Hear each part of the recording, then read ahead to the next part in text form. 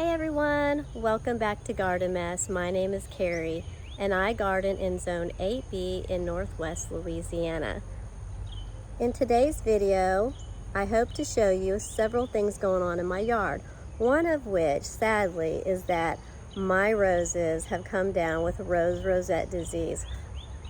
I know, it's not what we want to hear. None of us want our roses to come down with this horrible virus, but unfortunately, there's not much you can do to keep these mites from spreading it. So I do have some signs and some symptoms that I do want to show you and capture on camera before I remove them. I want you to see what it looks like so that if you see it in your roses, you can deal with it right away. That way we can all work together to prevent the spread of this virus.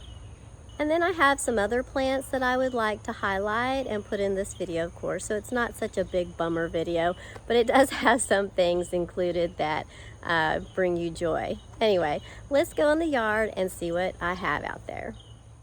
End of June. Today is the last day of June.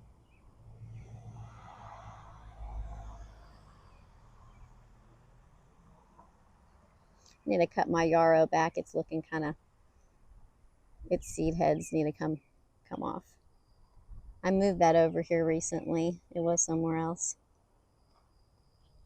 All right, Supertunia, you need to take off. My Supertunia bubblegum usually grows like humongous. Now this is Bermuda Beach, and I don't know why it hasn't taken off yet, but hopefully it will. Planted these the other day, and I bought them in a bigger container because I wanted like instant impact, and it's doing great. And my dahlia is still facing backwards. It's like, come on now, we want to see you. Oh my gosh, isn't that so pretty? Oh, I'm so thrilled with this dahlia, and I've got one about to bloom forward, so I will be able to see it as I walk around. Note to self, the larkspur does not do good. I have planted it in several locations. It does not like the heat of my... The one place I have not planted it is in the shade, or like, a couple hours of morning sun and then in the shade the rest of the time. So I might try it one more time in the shade, a shady area, but no longer in full sun like it calls for. And then the agastache is doing good over here, not in other areas. Other areas it's not doing so good. Now this soil is much better over here. Of all my soil that I have in my yard, this soil appears to be the best. What's this? Oh, let me come back and cut those dead stems out. I wonder why. Those are the flowers, the flower stems.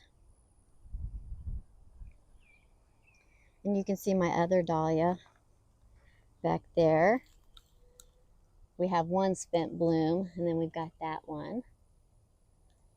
And I had to finally move the tags. Well, maybe it is still back there.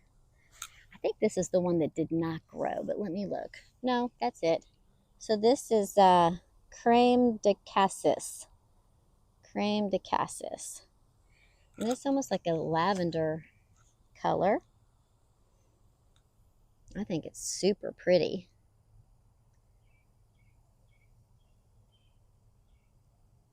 And my self-seeded zinnias are coming back. They love this area. I'll tell you what. They come back every year right here, and they keep popping out further and further and further. And I keep having to expand my flower bed further and further out to make space for them. I like them when they self-seed back there, because I think, well, that's where they need to be. My daylilies are still blooming. I've never divided any of my daylilies, and I'm starting to get to the point where I think they're too grassy and not as many blooms. So I think that's the sure sign that they need to get divided. My hibiscus. Yep. Humongous flowers. I need to get my morning glory shrubs in, because when you talk about pollinators, those things it's like crazy how the bees are just, I have to see if I can find a video from last year. Oh my gosh, they are wasp, bee, you name it. They are magnets. My snapdragons are still blooming. And they're so sweet with that Easter pink color to them. Very nice pale pink. Well, that echinacea, it almost looks like it's iridescent. And I'm pretty sure this is purpurea, but maybe it's not. Maybe I planted some other echinacea there. Because look, okay, so see that one? Okay, come over here. Let me show you.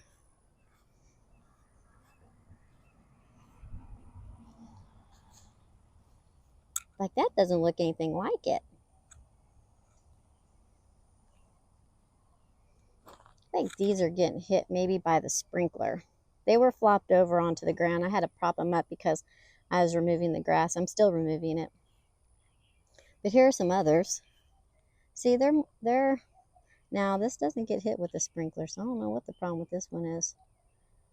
But it's not looking as pretty as it normally does. But the zinnias help to hide it. And they do sit pretty far back so you don't see it. And I had done a video, but my microphone wasn't working. It's becoming like an anxiety of mine. But anyway, this was all overgrown with echinacea, little seedlings. And so I came out here and I cleared this little path for me because I didn't want to, this was my path, is what I was saying in the video. This was my path. And I didn't want to go back this way because I didn't want the zinnias to get harmed. When they die back, I will reestablish this area as my path because, well, you can't see it right now, but behind this loropetalum is a faucet. Now, I rarely use it, but I still want to have access to it. And sometimes I look over here and I'm like, these loropetalums were only supposed to be, 4 to 5 feet high, and they're, okay, like this one's almost to 6 feet, and that one is like 7 at least. Got to get that one staked over.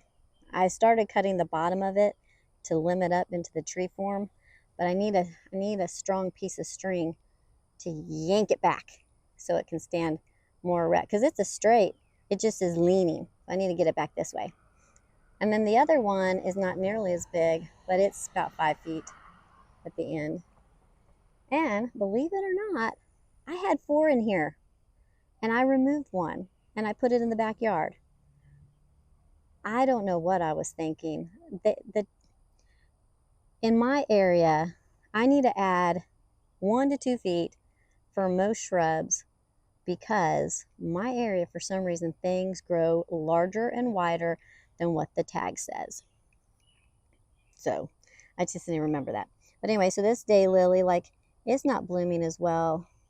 So I think these need to get divided, and maybe even some moved out because I'm getting too much, like they're getting too big. Like I have another one here, which this one's much taller and it's pretty. I like the orangey peachy color a lot better than I like the part in the middle. I don't know. It's pretty. And I trimmed this butterfly bush, but it's still large. I'm gonna have to come back and trim it again. What kind of bug are you? They always go and hide underneath the leaf. I mean, it's almost impossible to capture them.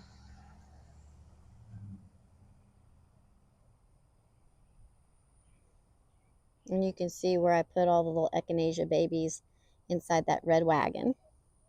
They probably need to get watered. And then this potted rose, it looks like a mess, but it rooted.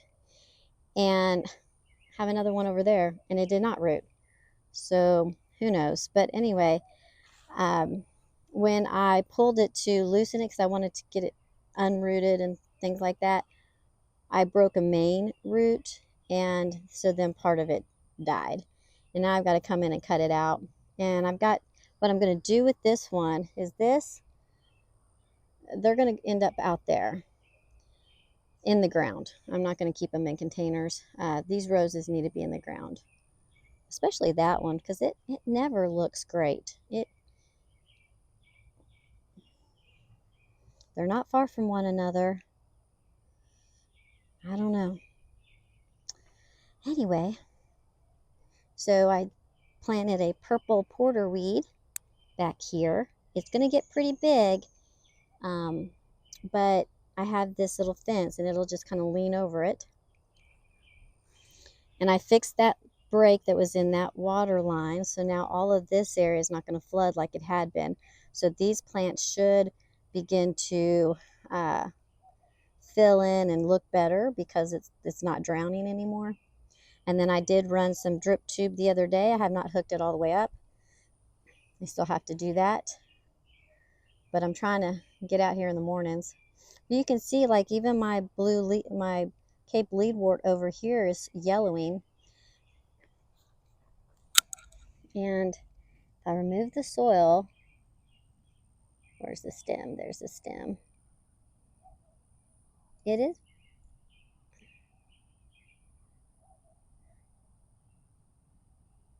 I mean, it's moist, so maybe it's getting a little too much water. It's tough to tell because some things next to it are green. So I'm like, is it too much water? Is it not enough water? Like that one back there's got yellow to it, but this one looks drier. This is one of the transplants from over there. And then the Scara accidentally killed it. In fact, it can go, it's dead now. Go back here to the graveyard. And see, this Cape leadwort is looking good and filling in. Did you see that lizard go flying? He didn't want to get caught by me. I wouldn't do anything to him. I leave my lizards alone. They can have as many bugs as they want to eat.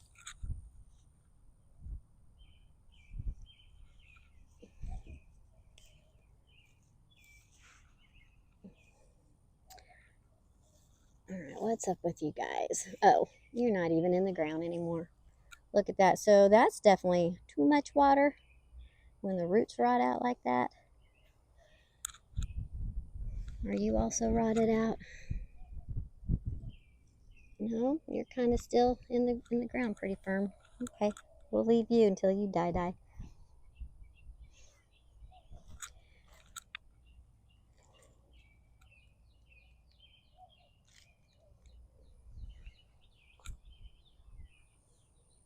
Still my favorite lantana.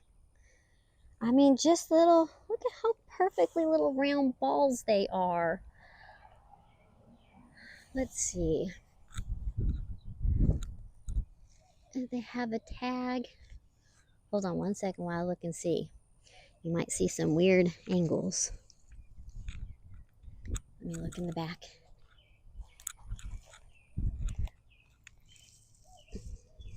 Oh, yes. Oh, these are not Bananarama. Sundance Pink Lantana. Ooh, give me a second while my eyes focus. 12 to 16 inches. Full sun. Space them between 14 and 18 inches apart.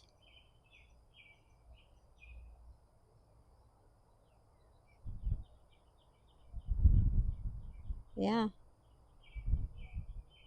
This is, I like, so Sundance Pink, y'all. You can find these. I highly recommend them. And then the other thing about this Sundance Pink is that we had like 7 to 10 days of freezing temperatures this winter. And I covered them with a box. like, I think mine was like a cardboard box. And I had covered the cardboard box with a blanket, like a little throw blanket, and or sheet. Maybe this one was a sheet. Anyway, I covered it to protect it because the year before, whatever lantana I had the year before, which I think was the Bananarama one, did not survive, did not come back. And I always thought lantana was a perennial for my zone. So anyway, I covered them to protect them, and then they came back. So I was real pleased, really pleased.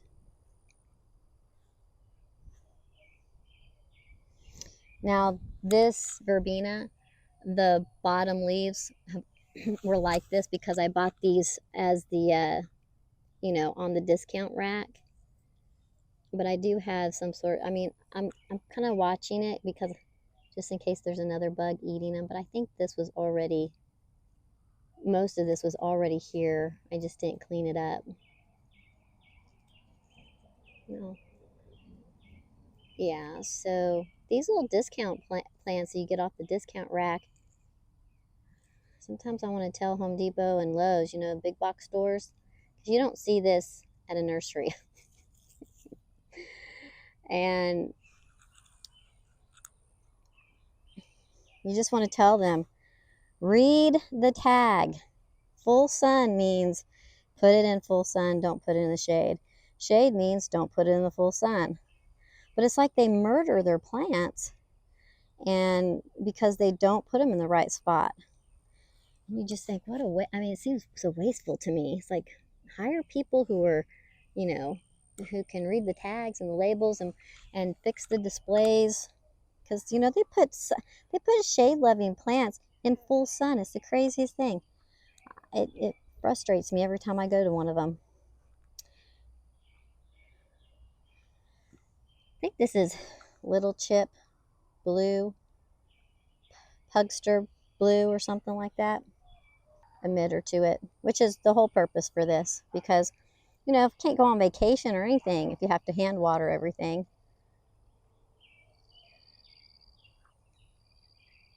Butterfly weed is just huge on this side. It's getting there on this side. It's not quite there yet. Okay, I don't want to take too long because, as you see, the sun is starting to come out and I want to get some things done. In fact, one of the things that I'm going to do, other than pick this thingy, is I'm going to move this. I'm going to move this right over here. It needs to stay more in the shade for right now. It's looking a little rough. We're going to cut our grass today, I think. It's looking kind of wild. But isn't that pretty? It's such a pretty, with the sun coming in. Yeah. I hope that's not that Rose Rosette disease. But I'm going to come out here and cut that one piece off. The Rose Rosette disease is spread by mites. And those don't look like leaves that a rose bush has.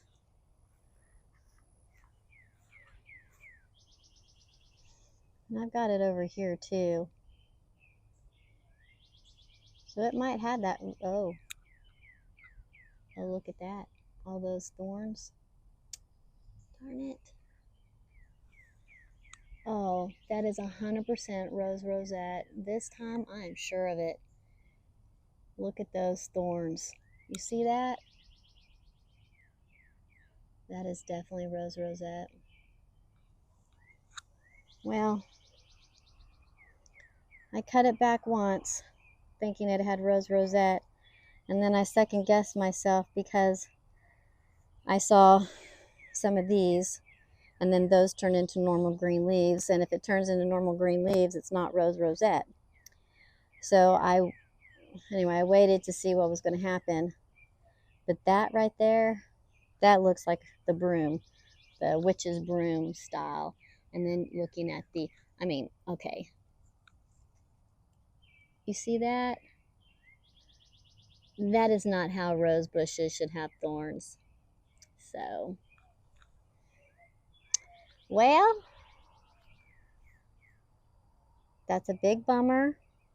Makes me super sad because when I have to remove these, I also have to remove the hostas and dig them up, and they're so big. They're so big back there, but they will be in too much sun. The roses kind of protect them right now. So I'll have to move these. Although the positive about that, let's not get too negative. Positive about that is that I will probably have enough divisions that I can spread these plants around. Okay. This Virginia creeper needs to stop growing in my yard. And it is Virginia creeper. The older ones have 5 little stems, little leaves. It's all over my yard. All right. There's my other purple porterweed. And it should really take off now that it's in the ground. I have a suspicion I'm going to get hit with the sprinkler system soon. Yee! And then the other day, I don't know if I put this on a video or not, I can't remember, but for the first time ever, my agapanthus is blooming. It's never bloomed before, y'all. I really need to come get this grass. I've done it on the other side. I really need to come get this grass out. It really is starting to take over. Oh, I don't know that I'm going to get everything done this year. Especially when things like this pop up that you have to take care of. And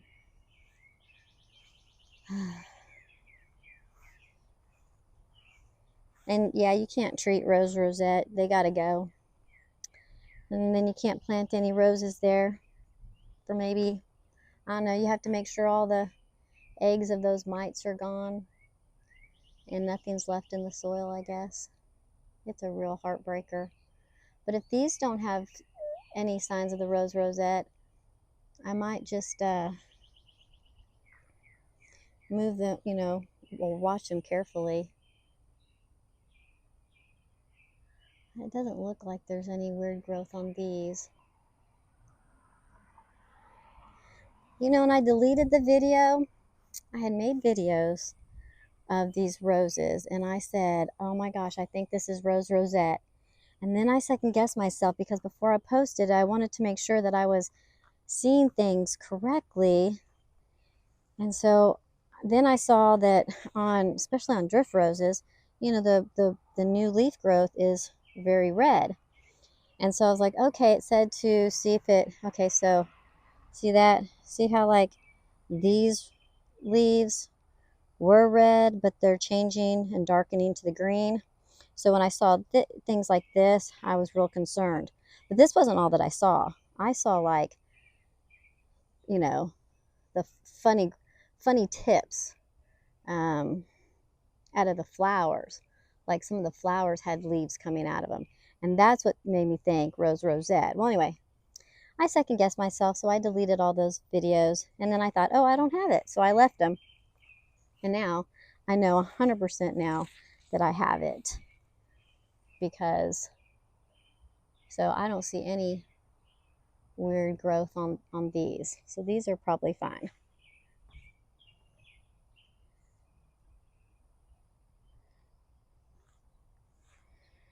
I'm going to get this stuff out. I am one day. I gotta come in here and weed too. I gotta just lather myself up with some mosquito stuff and get in here. So this one right here has that branch that we saw in the front. And then this one has that growth. I could probably carry them along for another year or so before they're just super terrible. But I don't want it going and spreading to other places. I'm sure there's other people in the neighborhood that have have these roses, and this disease can spread to all roses, not just knockout roses. The reason why they probably spread a lot through the knockout roses is because when people plant them, they don't just plant one, they usually plant several. So you have like a little monoculture of them, and that's probably why they succumb and it spreads so easily. It's easy for the mites to get blown from plant to plant because they're all so close.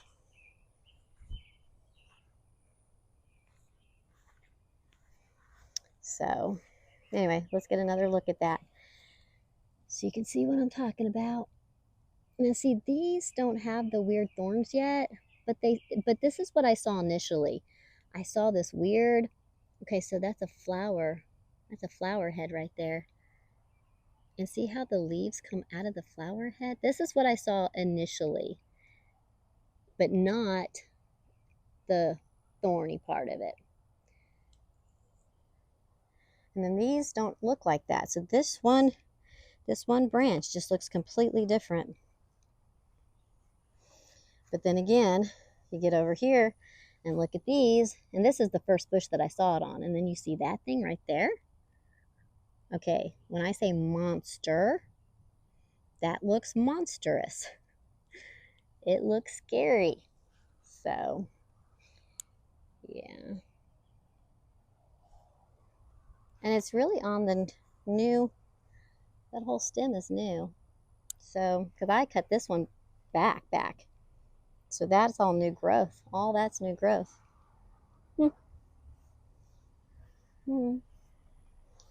My sedum is starting to put out some blooms, some setting its buds anyway. Quick little look at the backyard. Now everything just got watered. So like whenever the phlox gets watered, it does flop on one side, but then it perks right back up once it dries out. Oh, darn it.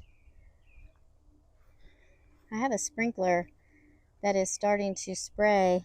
Well, it pools right here by my heuchera. And I had other heuchera here, but they all rotted out after being here for several years. I'm real upset about that because, well, those are like between $10 and $16 each. All right, let me put this pail back over here to capture the water. This is where it likes to land, it seems. So I'm going to put that right there because I don't want it. So I don't want it killing my last one until I can dig that up and move it.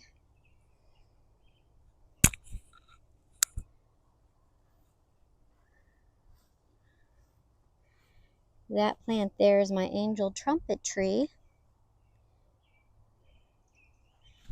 And I don't see any trumpets on it.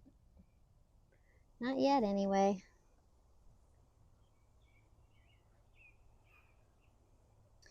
This year, all of my Dusty Miller has perished, rotted out and perished, and I'm not sure why. Probably because it's, 90% sure too much water. I love that sound.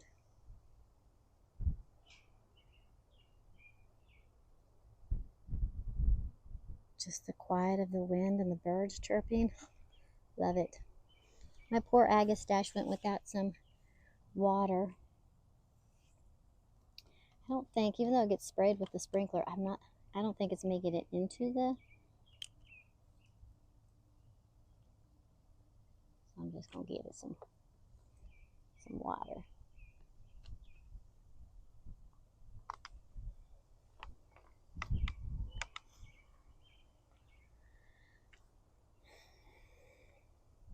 Elephant ears. I need to get rid of those. They're pretty, but at the same time too, I don't know. I'm undecided about them.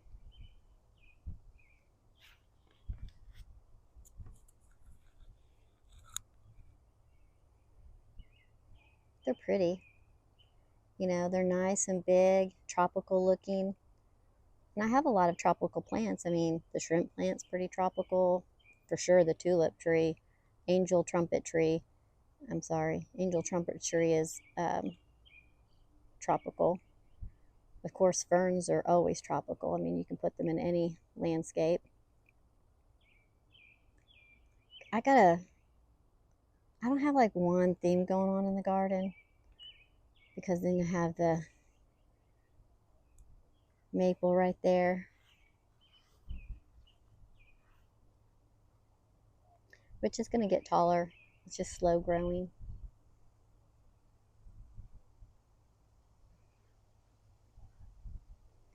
So I have like cottage, tropical,